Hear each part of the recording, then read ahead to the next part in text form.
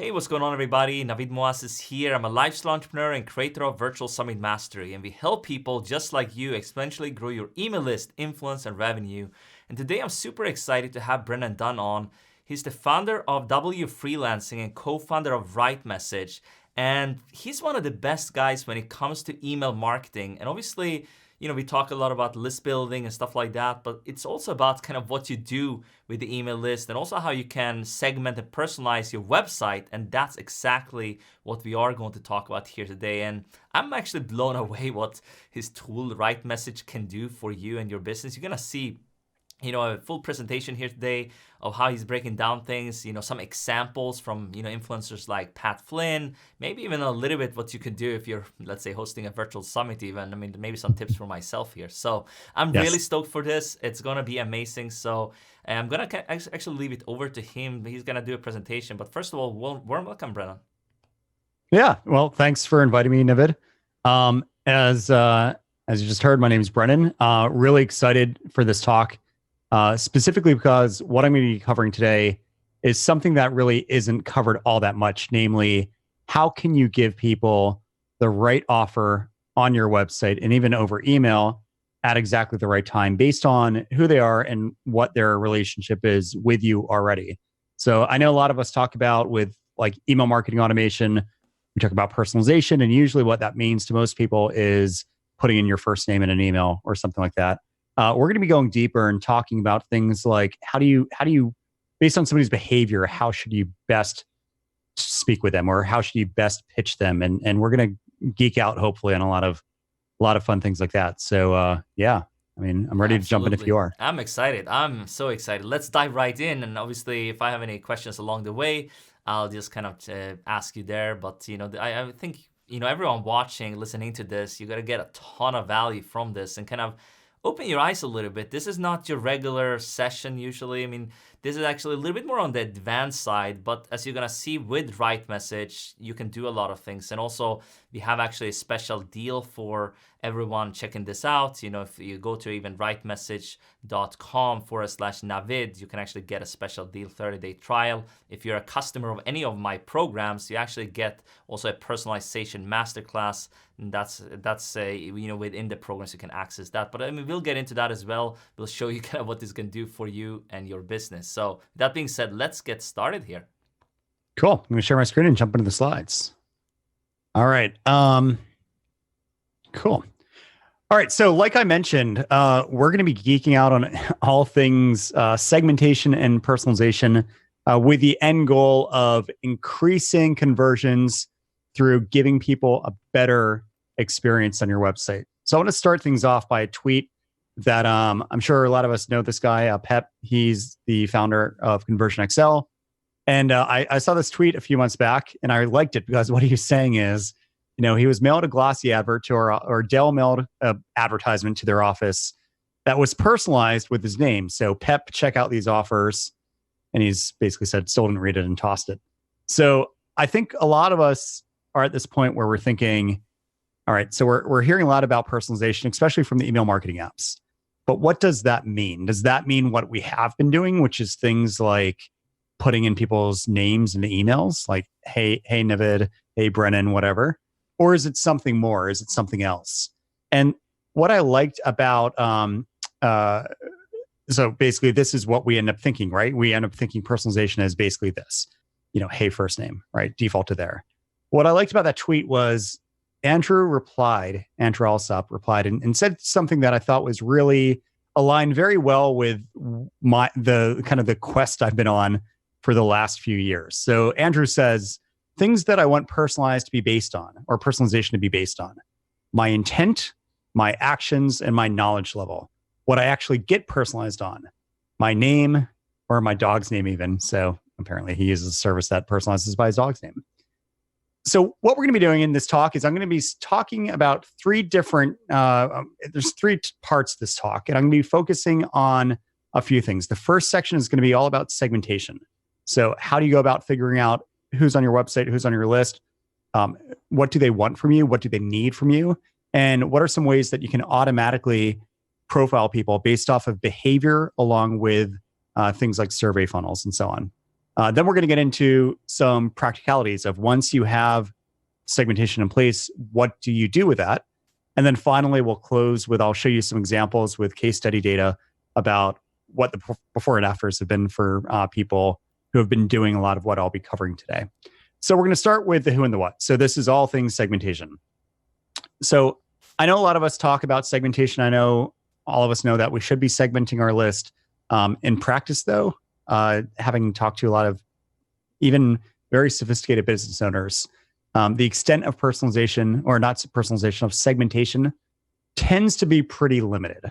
You'll do things like maybe you tag somebody if they're a customer, or you tag them if they come to a certain webinar or something like that. But in terms of trying to figure out intent, or trying to figure out things like what do they need from me, that doesn't happen all that often. So when I think of segmentation, I think of segmentation as having really two different jobs. The first job, which is kind of the most obvious, is better messaging. So if I know that you're a web designer and you run an agency, better messaging to you would be, here's examples of other design agency owners who have benefited from my product, so on and so forth. Whereas somebody else gets that same email campaign, but they're a freelance marketer, they might see more marketing-ish stuff for freelancers. So that's what we mean by better messaging, is just putting more relevant communication in front of somebody based off of segmentation. But the other job of segmentation is better reporting. And this is something that a lot of people don't really think all that much about. So a lot of us know things like, I go to a lot of marketing conferences and I'll talk to people, and eventually conversion rates will come up. And things like, oh, well, what's your conversion rate on this product? Or how many people who come to your site end up opting in? Or what's your, whatever, some percentage, right? But if you were to ask them, if you were to go and say, well, it's cool that 5% of the people coming to your site are converting to an email opt-in, but break that down by who somebody is, or break that down by what they want, or what they're reading, or, things like that. And it tends to fall apart, right? So one of my arguments with segmentation is, if you can better segment and then you can align that segmentation with your reporting, you're going to have better numbers about who's converting really well and who isn't converting, which is going to allow you to do things like pursue those who are high value. So the people who are converting like crazy, you want to get more of them now. That's going to affect maybe your near-term acquisition habits. Maybe you're focusing more of your ad budget on people like that. But the people who aren't converting, that's also a really good indicator, especially if they're high volume. So the example I like to give here is with one of my companies, W Freelancing. On one of the product pages early on, the social proof of the language was focused on people like me. So my background, I'm a developer. I also know a bit about design. So a lot of the social proof early on in the way I wrote about the product was focused on people like me. Copywriter, she shows up. She'd heard about the course from somebody. She emailed me saying, hey, Brennan, I've heard good things about this, but it looks like it's targeting developers and stuff. Can this help me? And I knew this was a course that didn't care if you're a writer or a designer or developer or whatever you are. And I was able to kind of explain to her that it's not specific to a certain type of person. But it made me question, like, that's when the bug was planted. And I started thinking, how many other people were like her and questioning, can this help me? And were not seeing themselves in the product, and then bailed. So the reporting angle, I think, is a really important angle, because you're able to see maybe a lot of copywriters are showing up on your sales pages, but they're not converting, but there's a lot of them. Maybe there's something being lost in translation. And that is, in my mind, very good low-hanging fruit to be able to say, all right, so a lot of these type of people are coming, they're not buying or they're not converting. Maybe we need to focus our efforts when it comes to personalized messaging better on these people. So these are just to kind of sum things up, and I know I've said a lot in the last few minutes, but when you think about segmentation, when you think about how do I want to segment my audience, think about it from a practical point of view. So how can I use this bit of data to deliver a better message to somebody, or allow me to report better on parts of my funnel so that I can improve it and give these people, more people like this in the future, a better experience, so they're more likely to buy, and I benefit, they benefit, and so on. All right. So in terms of when I think through, like, how do I go through and think through my initial segmentation criteria? So I like to think of it as this: if somebody new shows up on my website, so I'm recording this inevitably, people will be going to my websites while I'm recording this. My argument is that if somebody is seeking out your website, whether they're looking for information on your blog, or maybe they're just checking out your homepage or your features page or whatever else, usually you should be able to fill in these blanks. So I'm a blank, and I need your help with something, right? So I am a designer, and I need your help with closing more proposals. Or I'm a marketer, and I need your help with starting a freelancing business. Or I am a developer, and I need your help with scaling an agency. So these are all, in my world, these are all needs and identities that people have when they're interacting with my website. So just some examples of this. So I'm a marketer and I need help with proposals. So I'm going to skip through that.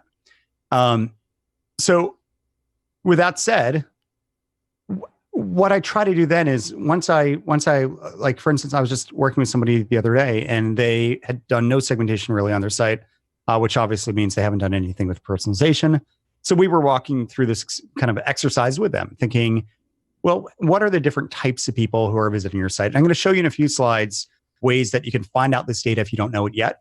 But we all should know, I mean, if we're running a business, we should have some clue about the different ways that different people who buy from us or join our list identify. So that's the who. So how do you self-identify? And what you end up doing with that could be something like this. So imagine that this is a fictional CRM software's marketing website. So the headline, the default headline might be something like "Better manage your leads" or something like that, right? But if you're an agency, so let's say you're a marketing agency, wouldn't it be so much more effective, even if it's the same product, to talk to them as a marketing agency? So instead of "better manage your leads," what about "better manage your future clients"? Smart software designed for marketing agencies. And then a case study about a CRO agency, again, a type of marketing agency that's benefited from you. So that's what I'm talking about when it comes to segmentation and personalization. It's basically exactly what we do offline. If I'm hanging out with somebody offline at a conference or something, I ask them about what they do. I find out about kind of how savvy they are in, say, marketing, and then I'm going to tailor the way I describe what I do and what our software is and so on based off that. So we already do this offline. The idea is, how can we do this in a way that scales online? So that's the who. The what then becomes, so if I know your marketing agency, and then I've realized through maybe behavior, maybe you came from Google and you landed on an article about how to automate your CRM or something like that. Or maybe you came from an article that's talking about the best automated software or the best CRM software that has automation in it. If any of these are true, or we just ask them maybe like, "Hey, what is it you need help with?" "Oh, I'm looking for a CRM with really good automation." Then from then on out, you can really focus in on the automation component. So now we're just effectively processing a bit further that variation of the website that was for the who. So now we're still a marketing agency. They care about automation. So now they're seeing things like automate how to get your future clients. And maybe the call to action at the bottom right, instead of start trial or something, is begin automating. It's probably crappy copy, but hopefully you get the idea. So this is the thing that initially got me really excited about this stuff, because again, as a former agency owner in a past life, I knew that I sold people not on my website, but in person. And if I'm talking to a potential client in person, you better believe I'm finding out, how savvy are they with this stuff? Have they done this before?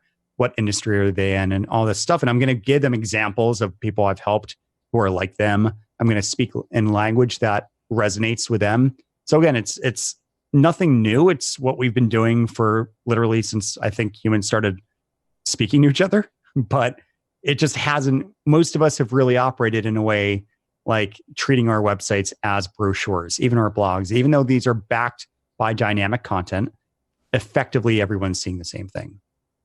So from here, the question becomes, all right, so we want to segment our audience. We want to segment the people on our site. But how do we store that data? So I like to look at your email service provider as the single source of truth. And a lot of us are already doing this because, again, they're pushing this. So if people are buying, you should tag people on your ESP. If people are registering for a webinar, tag them in your ESP. If they attend your webinar, tag them, and so on and so forth. But what we can also be doing is we can be storing things like behavioral data. So if they're reading certain content on your website, and this is the most read type of content that they're reading, store that too. Or if maybe you link them to a survey and the survey is something like, hey, I want to find out how I can better help you, or maybe I want to learn about you and your needs. Instead of doing what I think a lot of people do, which is they'll have SurveyMonkey or something and they'll have a lot of aggregate data. You see this a lot with like Hotjar and things, right? Where you're doing these surveys on your website. If you can get that data individualized, which you typically can with tools like Zapier, you can then store that information and say, hey, Brennan just got emailed the survey. He completed it. He told us he's in this revenue bracket. He told us this is what he's looking for. And then we can keep all of that into our email service provider. Because the benefit is when you're keeping it in your ESP, let me go back for a second. There we go. When you're keeping it in your ESP, you're able, as I'll show you in a minute, to be able to sync that data onto your website. So you kind of use it as a database, not just for sending emails, but also for getting your website to say, hey, HubSpot, what do we know about this person? And then what can we do as a result of that? So in terms of the things that I like to think through and when it comes to how I go about segmenting, I break it down into 3 different groupings, if you will. The first is intent. So this would be things like what people are doing without really thinking about doing it. So what are they reading? What podcasts episodes are they listening to? And I know that's a little more difficult, but things like what kind of content are they reading? What kind of categories are they reading and so on? What landing page did they land on originally? I know we don't get search data any longer from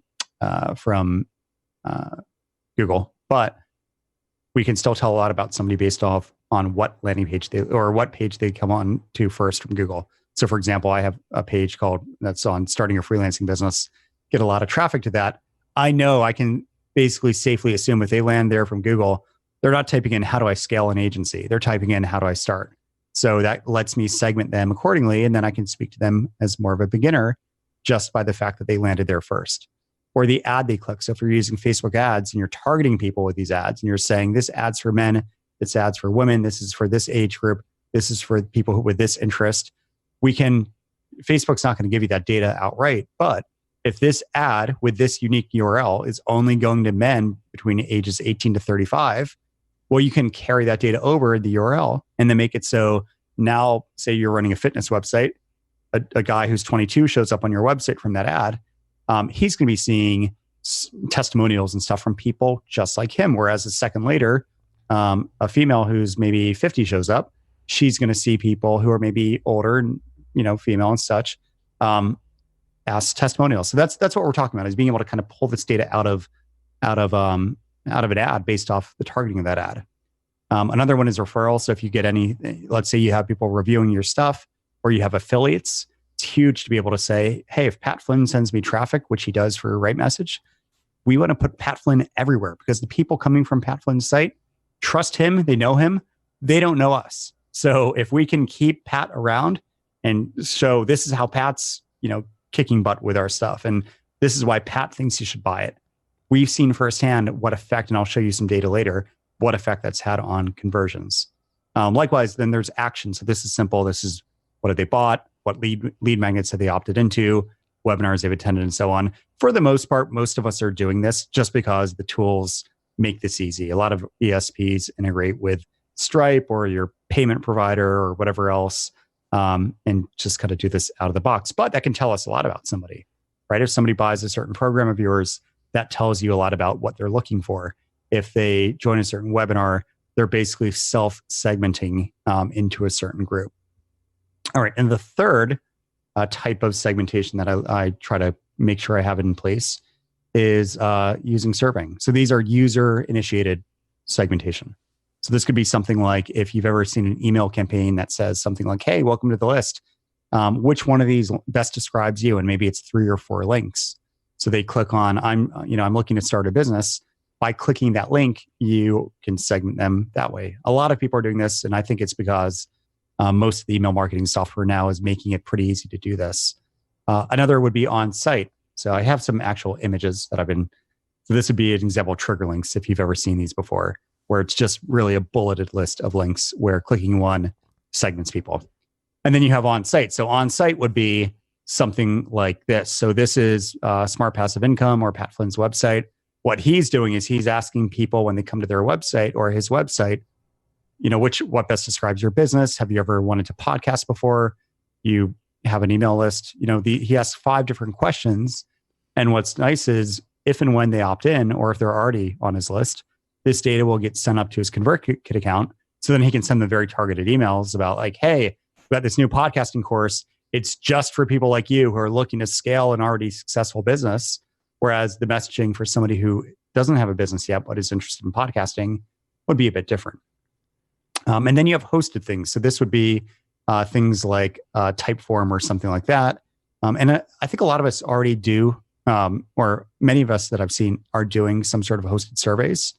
But what really pains me is that we look at the aggregate results, but we're not storing individual feedback against the person who clicked the link to the survey, right? So if you can associate data on an individual level with somebody, you can then use that data to say, hey, they just said they're, in this income bracket, maybe I can, if they're doing really well, I can help them multiply. And if they're just starting out, I can help them get started. And again, that's what we're talking about, is making yourself relevant to everyone on your list, because your list is made up of individuals. Despite how niche you might think you are, despite how focused your audience might be, people do have different needs for the same product. So the inevitable question now is, especially from people who haven't done much segmentation, is, well, what if you don't know how you should segment? So one thing that I recommend everyone do, even if you have great segmentation or you think you have great segmentation in place, is to do something like this. So this would be having like a PS, either when you're pitching people on a product, or maybe they're joining your newsletter. You say something like, hey, thanks for signing up for my email course, or thanks for joining my list. I'd love to just find out in a sentence or two who you are and what you need most from me. Like, what is it? Why did you type in your email address? What do I need to deliver to you to make this worthwhile? And one thing that I learned from this with one of my businesses was I was able to find 3 different kind of groupings of people, one of which wanted to just start out. They have no idea how to price themselves or market themselves. They just wanted guidance on where to start. Another group was struggling with pricing on value. So they wanted to get away from being commoditized and so on. And the third group, which kind of surprised me, was they were taking my email course on pricing theory because they were getting their proposals rejected. So they associated what I had to give with helping them stop wasting time on proposals that are getting rejected. So for each of those, I'm able to give them a different experience. And I've only been able to do that because I at first captured this data raw. You could also do something like this. So if you're doing one thing I love to do, this is something not enough people do, but imagine you're doing an email course. At the end of each lesson, instead of just saying, signing off and saying, I'll send you number 2 or lesson 2 tomorrow, instead link them to like a type form and ask them things. You can ask more selective things like drop down lists of like, are you A or B or C? But you can also have raw open-ended text where you can say, I ask, what are you hoping to get out of this course? And I get a lot of data from that. And over time, I can, again, normalize that into something a little more discrete, where I can say, these are 4 or 5 trends I keep saying. So I'm going to now bucket people into one of these 4 or 5 trends instead of asking people for raw text input. What I like to do, and this is something, again, I encourage you to do, is if you are doing this, try to stick all the data that you get into a spreadsheet. So track things like the email that, their email address, their name, what they said, and then maybe try to, in another column, put it into logical groupings as you get them. So, hey, this is about their issues. They want to start a company. This person also wants to start a company. This person wants to scale an agency. This person wants to start a company. And you're able to kind of parse out these natural groupings over time. And then what's really interesting about that is you can now say, let's just filter the spreadsheet down by people wanting to start a company. And you can see in their own words how they describe what they need, which will then, you can then say, you're on a sales page, you want to start a company. I'm throwing words that actual people have told me right back at you who are like you. Whereas people who scale or want to scale might use different language. So this is a really useful exercise to be able to get in their own words copy that you can then recycle on your own, within your own messaging, and be able to break that down by different discrete segments. Navid, anything you want to ask about or talk about before I move on? I mean, this is great so far. I mean, you show the examples. I think what we can talk. I don't know if that's coming later on in the presentation. Is obviously people might be wondering, how do you store? I mean, how does the data get stored? How do you do it with your email service provider like ConvertKit or ActiveCampaign? Is it in maybe custom So fields, that's in the next. tags? Yeah, that's in the next section. Yeah. I was Next jumping section ahead. is how do you That's actually why I get that didn't data down. ask. That's why I didn't jump in It's all here. good. And also another thing that I thought was really interesting is in terms of like, let's say I'm doing a summit, obviously, and then I have, Brennan is promoting the summit. Then obviously on my registration page I can customize this. This is amazing, and I think you will show some more examples on this, right? What it can look like and Correct. stuff Yes. like I don't remember if I have images in this deck about so we did one with Tom Works where it personalized summit registration pages. But I do have some stuff that we can talk about. I mean, I've It's got a lot of amazing, and I mean, data around. it's really, really cool what you can do with this. Like, I mean, imagine how targeted this would be if Pat Flynn promoting, Brennan promoting. I can like customize like a few things, which we'll talk about a little bit later here. Or you could do, I mean, not to go too down a rabbit hole, but let's say I promote the summit, you feature my talk to my audience. And they're like, oh, I want to, they don't maybe care about everyone else because they don't know them yet, but they want to see me, let's say, or Pat's audience wants to see him and so-and-so's audience wants to see them. You can kind of make the feature talk the person who referred the person, It's also pretty so smart. Yeah. I mean, there's a lot of many interesting ideas stuff. there. Yeah. Many things Yeah. you can do. But yeah, let's keep going. Okay. This is great. Yeah. So what I want to focus on next is something that I've been very near and dear to my heart lately, which is this concept of an offer funnel. So an offer funnel, in a nutshell, is well, let me give you a quick explanation before I get to the next slide. So an offer funnel, in a nutshell, is just the ability to say, based on what I know about you, what do I think you need to hear from me next? And that's all it is. And that's really, again, personalization in a nutshell is what we're trying to do. We're not trying to just stick names and stuff on there like, hey, you're in the US now, right?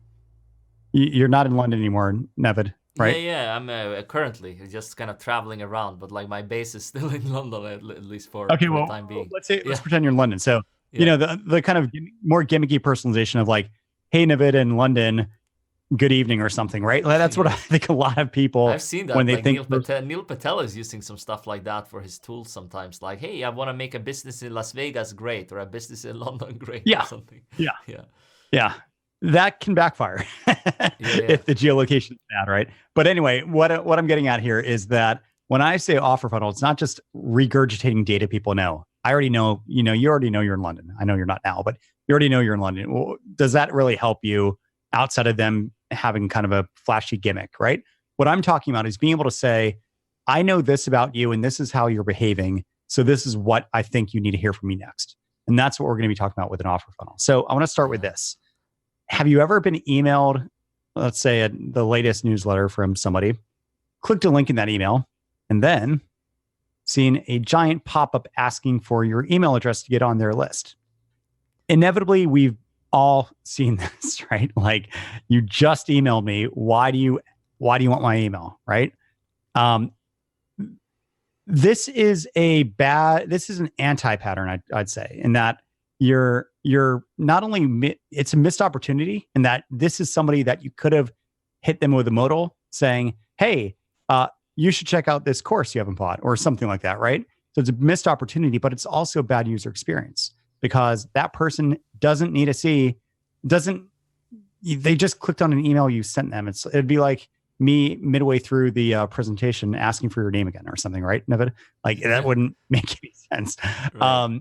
So the question always becomes, and you hinted at this, is how do you know if somebody on your site is a subscriber or a customer? So this is the number one, probably like pre sign up sales question we get, I guess, is, so how do you know, like, you're talking about when a returning customer comes to your site or when a subscriber is on your site, how do you know if somebody is one? Well, the way we do that is through a few different things. So first off, I want to talk about my smiley list and my not so smiley list.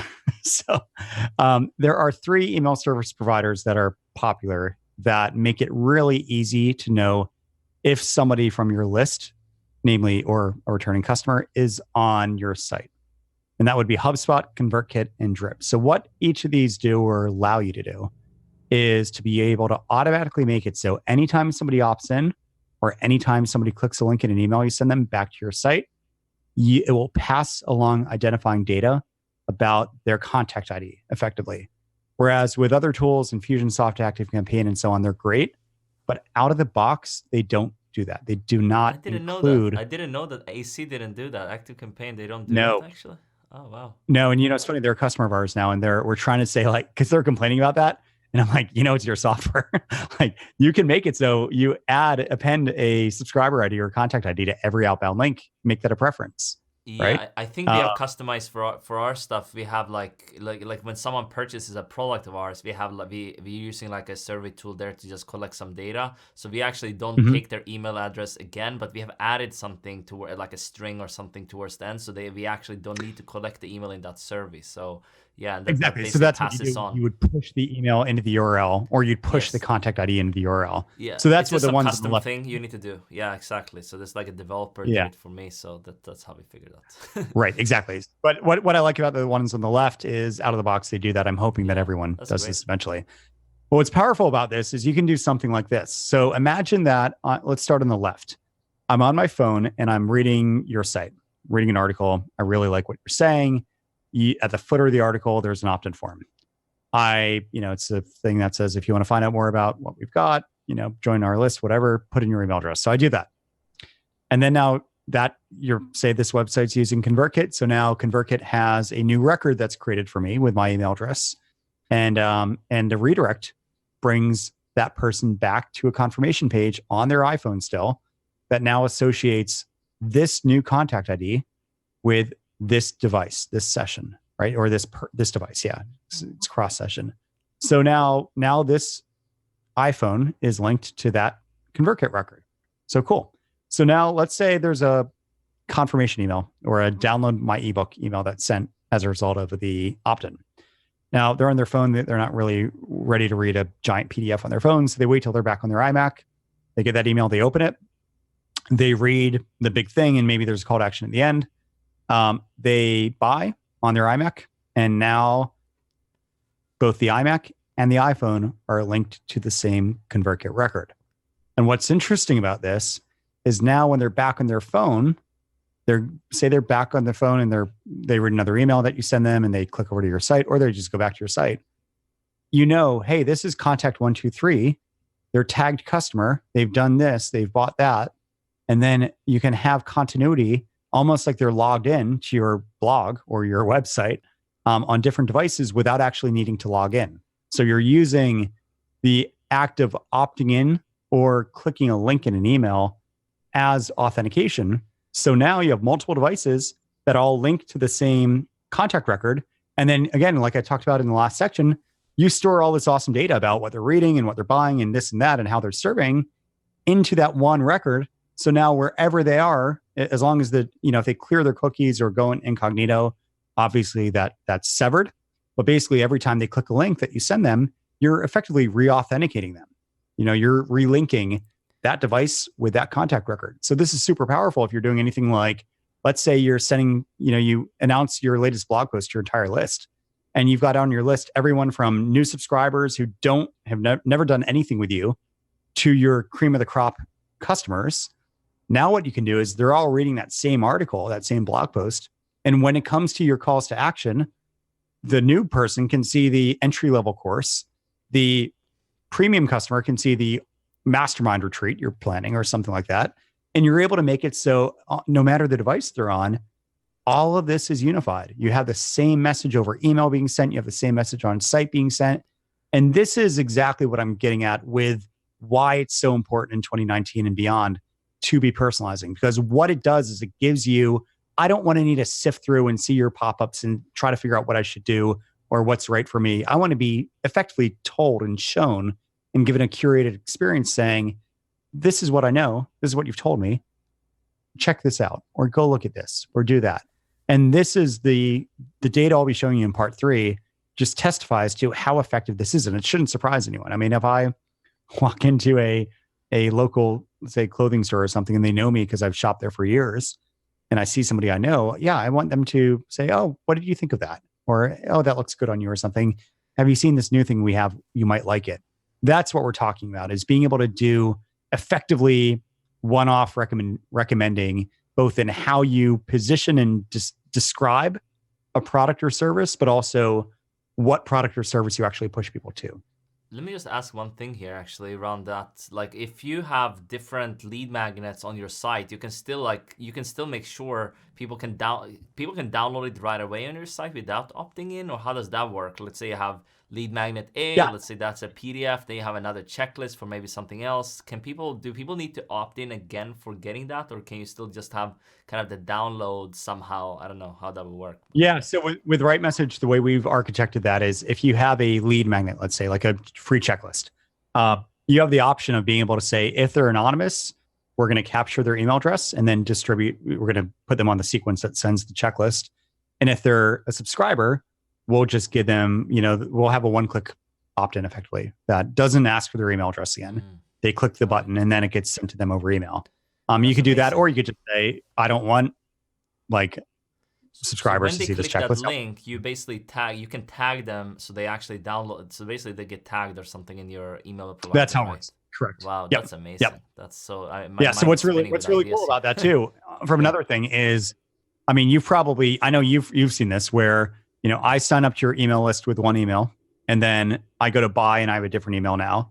And then maybe there's a webinar and I do some other, like a plus, like, Brennan plus webinar Navid or something at whatever. Yep. And now you've got 3 contact records for the same person, which isn't good if you're trying to, keep things uniform, right?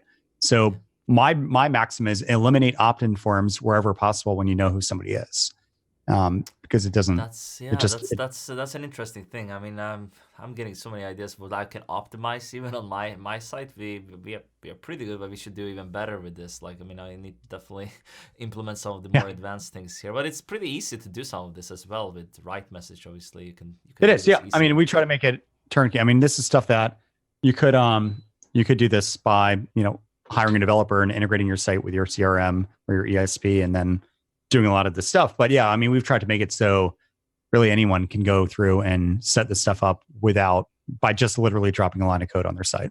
So yeah, awesome. Cool. So what I want to show now is this is a few ideas, but these are, depending on your business model, these are the offer funnels that I typically recommend. So if I'm on a demo call with the SaaS, my usual thing for them is, if somebody's on your blog, you might want to treat them differently than if they came to your marketing site directly. So if they came to your site directly, they're looking for software maybe. So by all means, push them to sign up for a trial, get them in.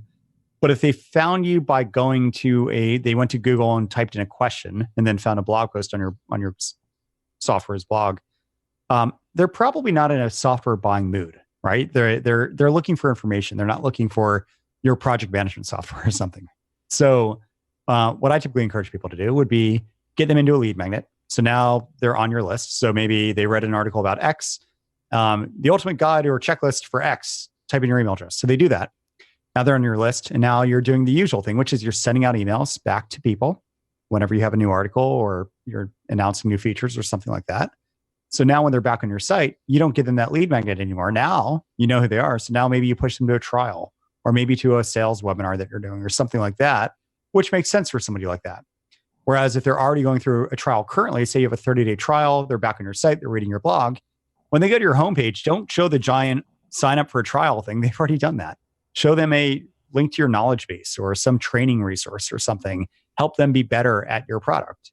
Likewise, if they have a monthly account, maybe you want to get them to upgrade to annual or upgrade to a higher tier or something. You could do that. You just focus on doing your content marketing thing, emailing your list, and then when you have this set up, all the different CTAs across your site can mirror what somebody should do next.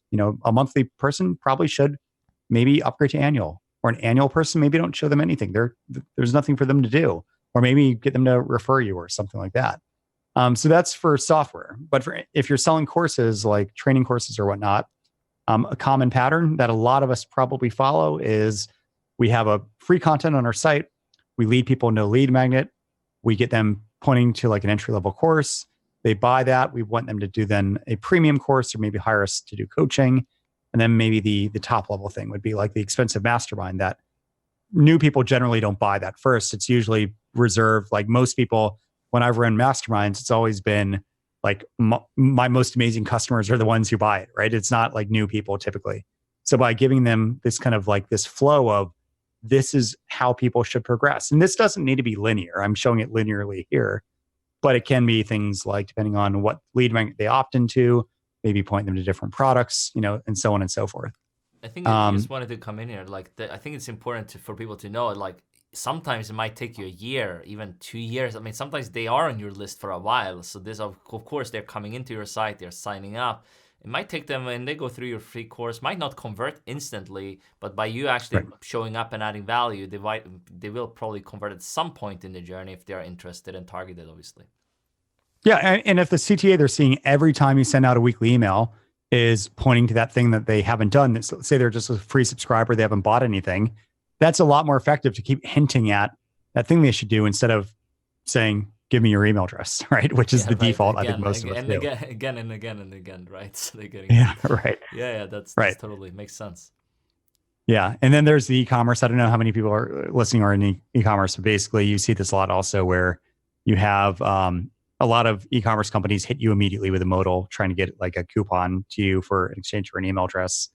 You could do something like if they've already redeemed the coupon or gotten the coupon, next time they're on your site, maybe have a auto apply like, hey, welcome back. Still haven't used that coupon yet. You want to use it? It'll save you 10%. Push them over. Then if they're a returning customer, maybe you do something else with them or something, right? So I think if you really think through what the ideal path for the average person should be, and I know some people might go straight from anonymous to buying the mastermind, but honestly, it's typically there's a flow that most people probably have for most of our business models. This is it's a good exercise to sit back and think through, like, how should I map this out, right? What should my offer funnel look like? And again, this is only linear. I haven't even talked about if you're reading stuff on marketing, send them to the marketing course. If you're reading on pricing, send them to the pricing course. That's all doable too. But to keep things simple here, I just wanted to focus on kind of these linear offer funnels. And just for anyone watching this also, I mean, go always to W Freelancing. You can go through Brennan's, email course on this. He's had it for a while, but he's always kind of refining it, and it's pretty advanced. It's at least when we're recording this, using ConvertKit for this, setting this up.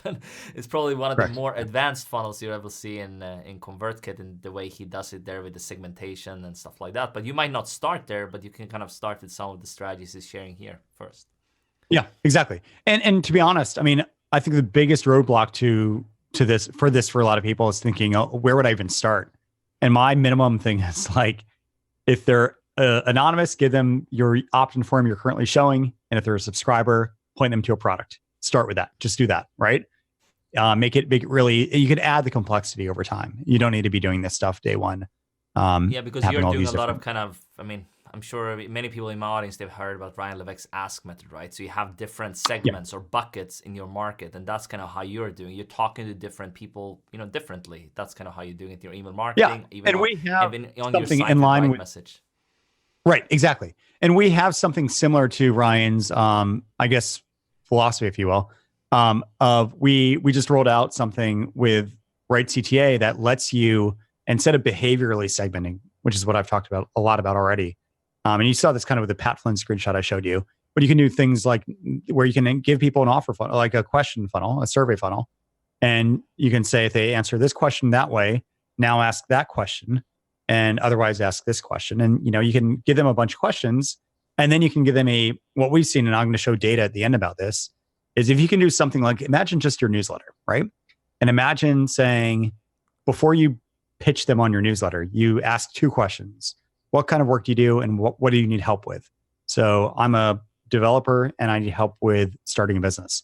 So then when they see your newsletter opt-in from then on out, you're saying to them, here's the best way for a developer to learn how to start a new business, join my list or something like that, right?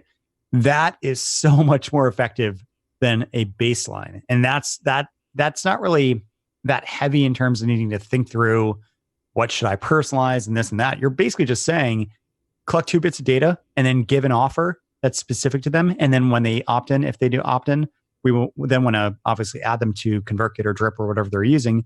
but also store that data we've collected up with them. So if you're big into the ask method, you definitely check out what we're doing, because you can do some crazy things, both with explicit serving, but also passive, like behavioral profiling too. Cool. All right. So I want to show this too. This is if you, let's say you use an email marketing app. I have ConvertKit here, but this could be really anything that has a visual builder. Most of us think of these visual builders as a way to send emails, right? So you might have a trigger when they opt into this, send this sequence, and so on. You can also use these visual builders to not send any email, but instead to write data. So what I've put on this slide is an example of how I'm making it so depending on when somebody buys.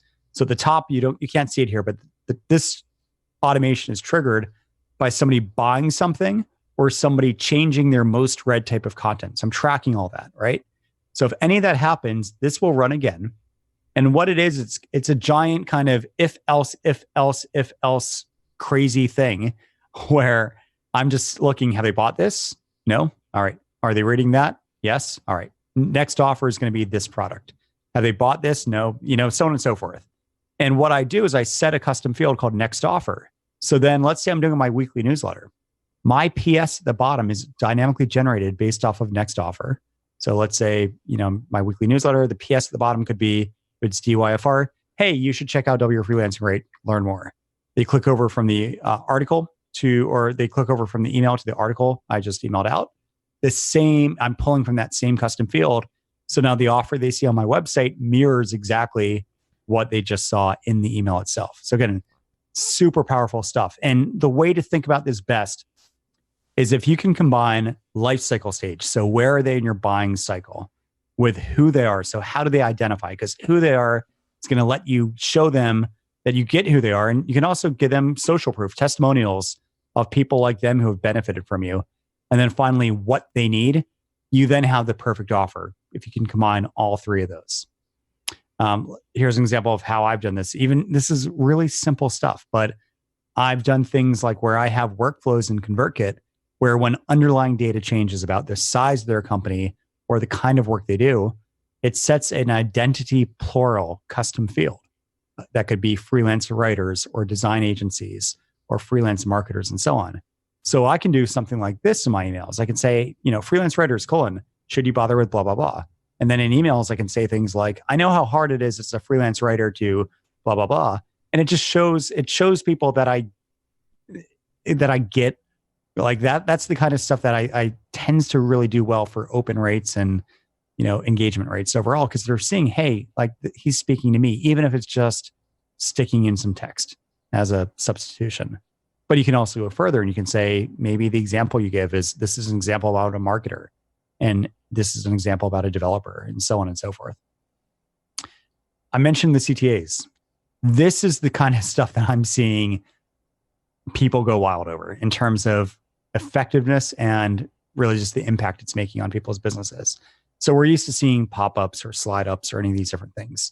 And again, usually they're kind of one size fits all. Doesn't matter if you're a subscriber or not. You've been there. You've been reading it for years. You see the same thing.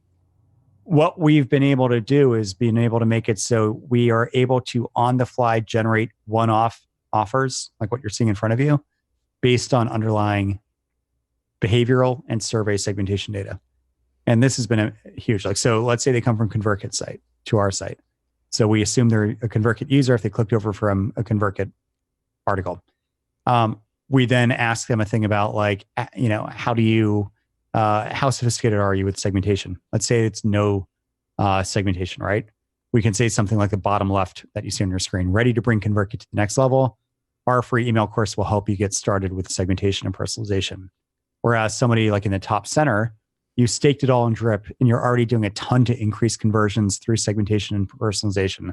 So these are two things that are both sending the same email course, but they're described differently depending on the email marketing app they use and their level of sophistication that we get through a combination of behavior and surveying. This stuff is converting and again, in the third part, I'll show you data around this, but this is again, it's the same thing being pitched, the same email course, but it's described differently. And this awesome. has been, can you put this on different blog posts, like in individual blog posts, individual pages, so it's not showing up? Oh yeah.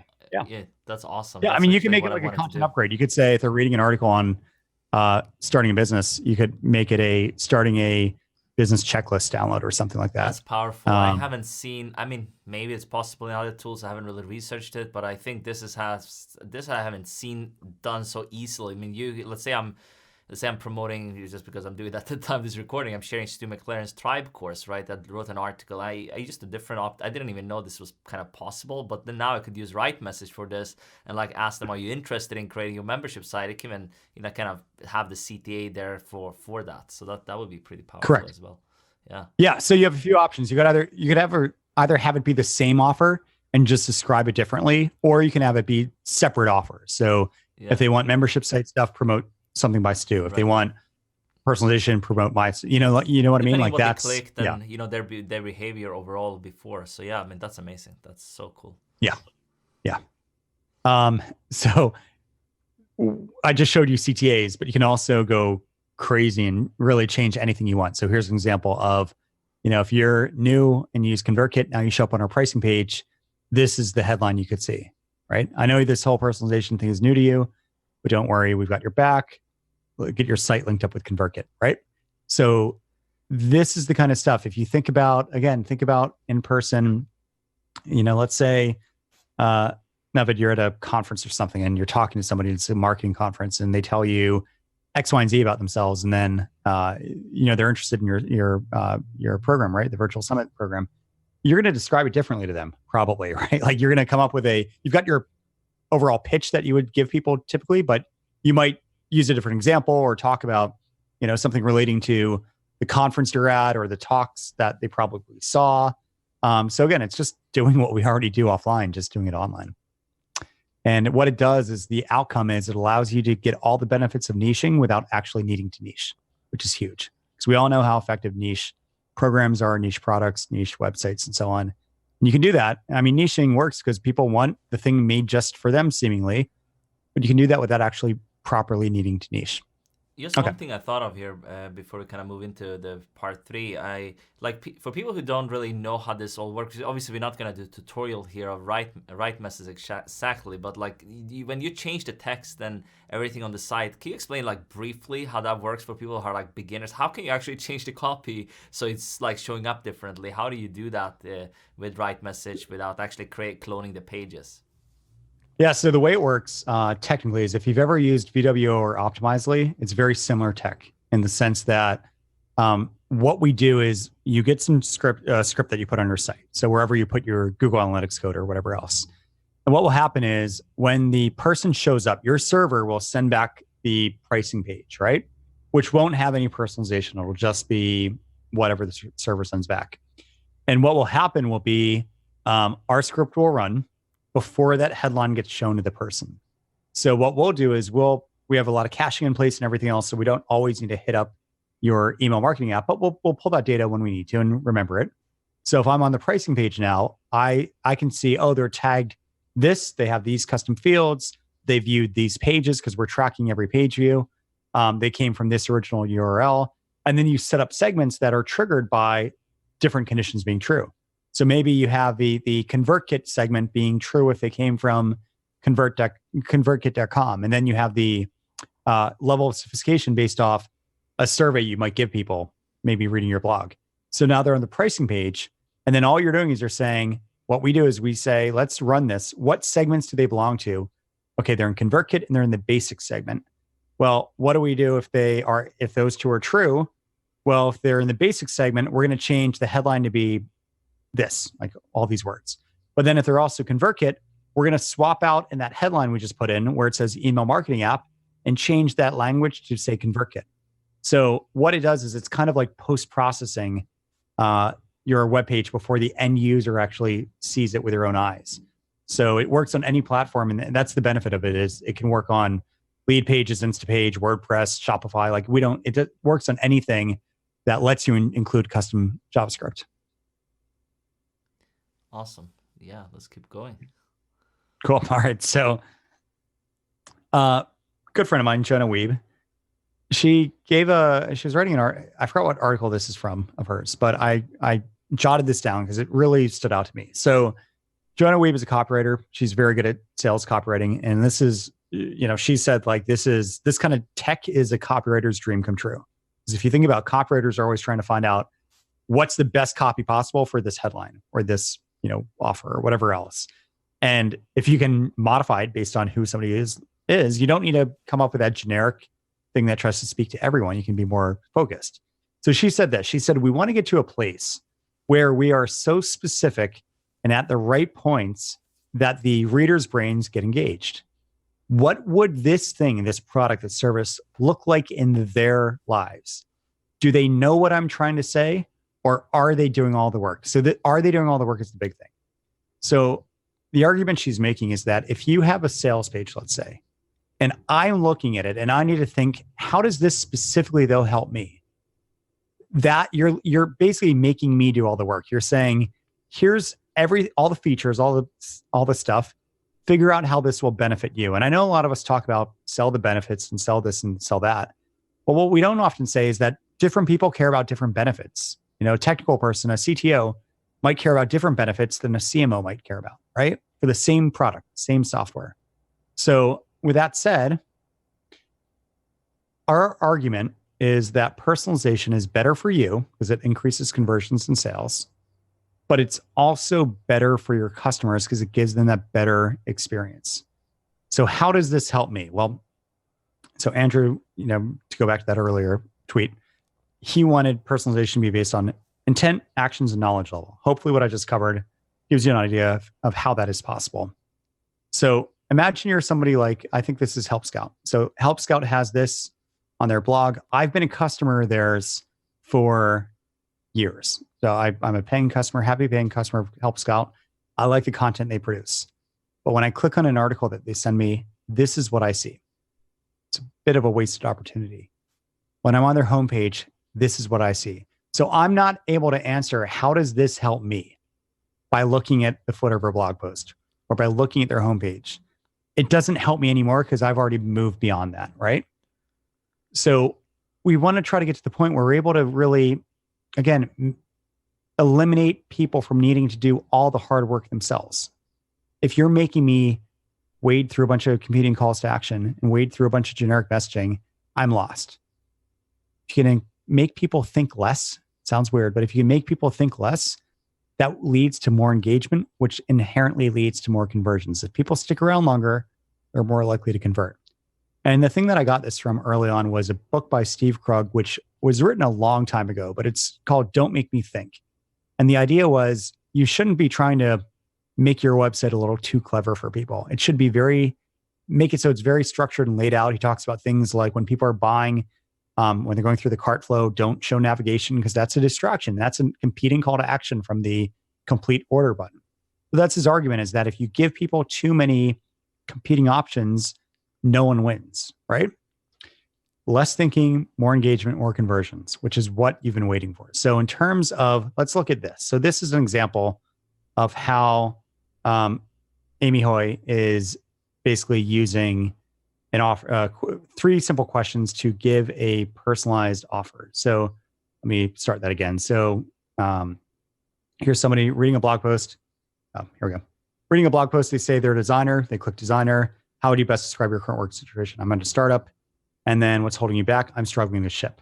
Somebody like that is going to see a specific offer that's tailored based off of what they answered, and is going to give them something that is specific about, ship in 6-day challenge, right? So what they've been getting, which is insane, is that 40% of people reading it now, their blog has very good low bounce rates because they have really great content. So they're doing very well. So most people are getting about a 20% instead of about a 40% number at the top. But for them, 40% of people on their site are engaging with those questions. So they're answering, I'm a designer. They're answering, I'm a developer. And then when they get a personalized offer, so they answer all 3 questions, almost 50% of those people are then putting their email address. So if you do the math, you're looking at, for them, about a 19.5% anonymous visitor to email opt-in rate, which is crazy talk, right? I mean, that's not normal.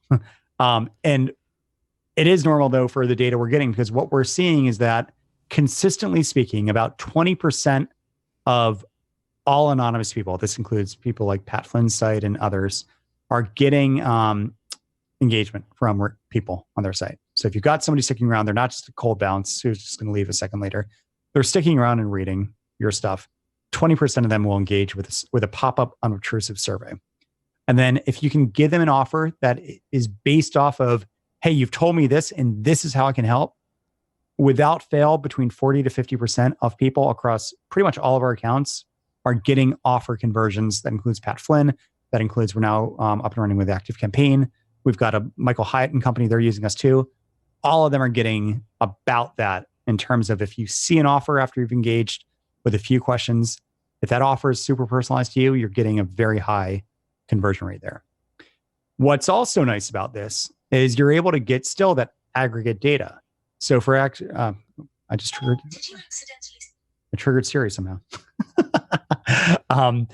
So the you're getting this nice aggregate data too. So if I'm running a bunch of questions about what business level somebody's at, this is Pat Flynn's data shared with permission. So Pat Flynn of Smart Passive Income, this is his dashboard where he's seeing high level data about 71% of his audience is just getting started, 62% don't have a list, 50% don't want to start a podcast. Most people don't, but only 7% actually have one.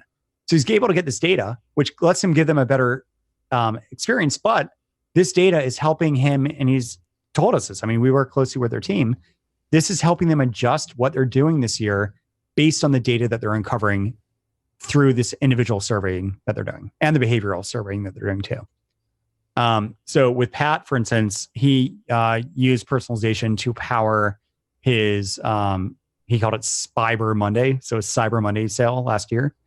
And they were able to increase overall conversions by 2.4x, which amounted to $104,000 in net new revenue. We split tested. So we split tested static page, static like sales page type thing during Cyber Monday, but also a personal one based off of 4 different segments that he tracked people into, along with what they bought and haven't bought. And that directly translated to more than 6 figures for him of net new sales, which is huge. Intercom does this too. So Intercom, one of the things that if you Google Intercom personalization blog or something, you'll be able to find this article. But what they did is they hired a sales engineer to go through and make it so, depending on the ad creative that's clicked, the landing page could have hundreds of possible variations. Where that seems, if you think in terms of physical pages, that seems like a lot. But when you're thinking in terms of, if they're in this segment, change this headline, and then that segment, change that headline, and then this, change that. Well, if there's 10, 10, and 10, that's already 1,000 possible variations, right? If there's 10 of the first, 10 of the second, 10 of the third. So it seems overwhelming to get to like 1,000, but it actually isn't.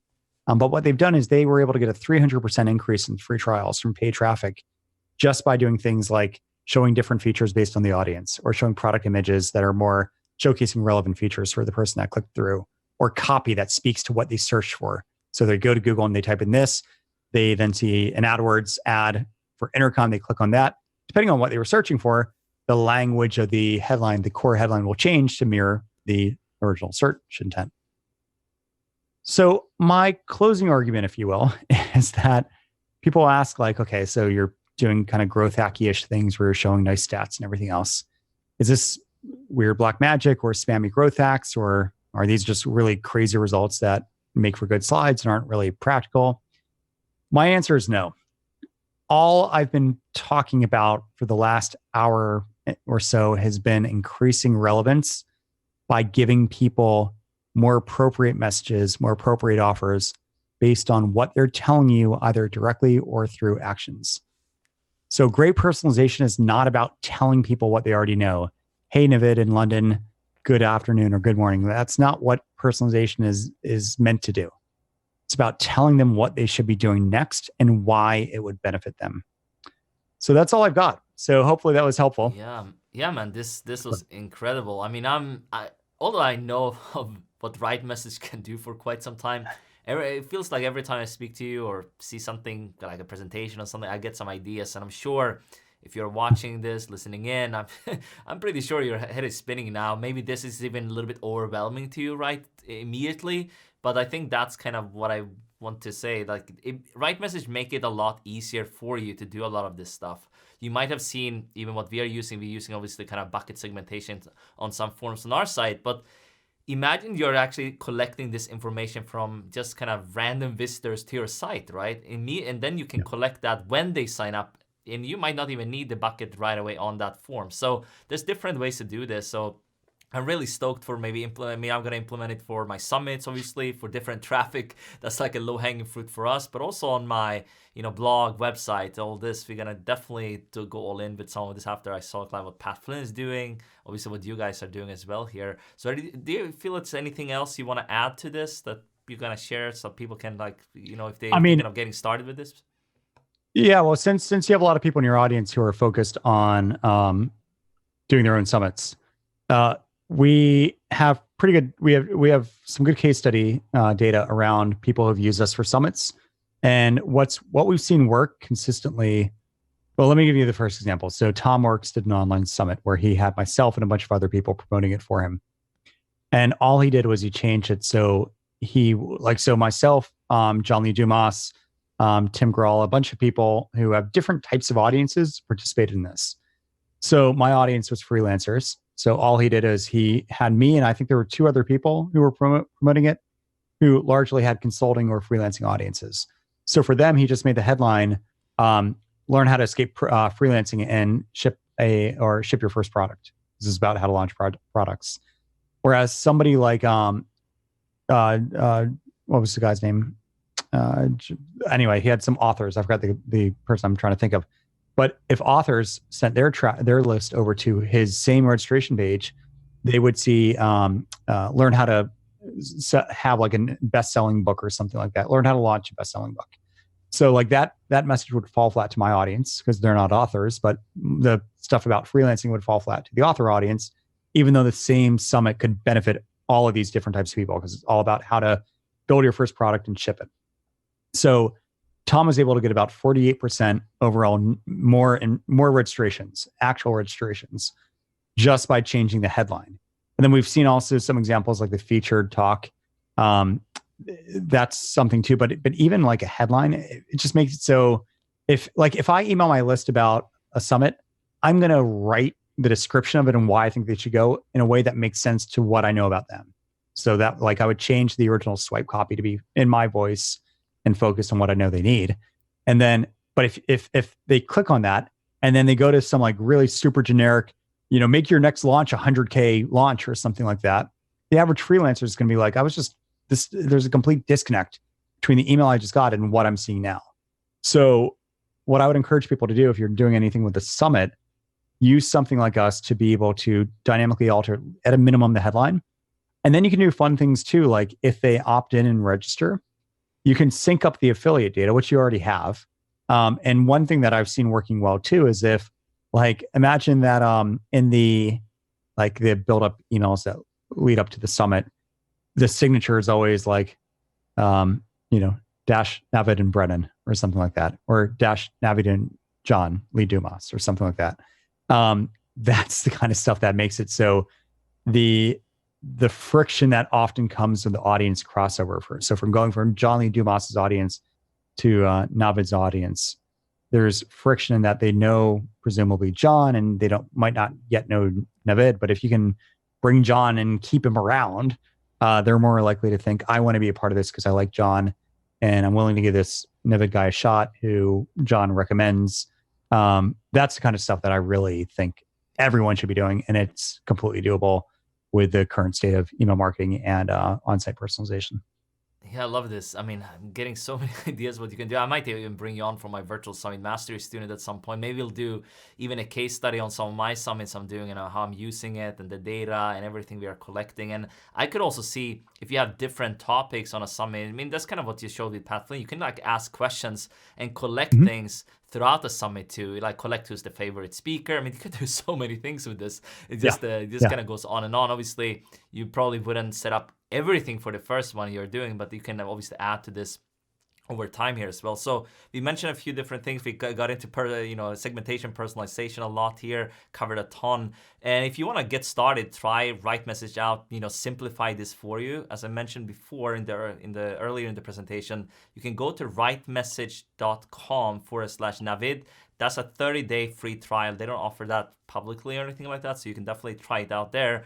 And if you're a customer of any of my programs, basically, you can also get Brennan's Personalization masterclass. And yeah, we have links and stuff like that inside of my programs if you're a customer. So you can definitely get access to that as well. So love this. This was amazing. Obviously, we'll link everything up below. Let me know also in the comments, where you are. Have you used segmentation, personalization before? Are you new to this? And, leave your biggest takeaways as well in the comments. And, we'll check in there with you as well. So thanks so much, Brennan, for coming on here. It was a pleasure having you. Yeah, thanks for having me. Really appreciate it.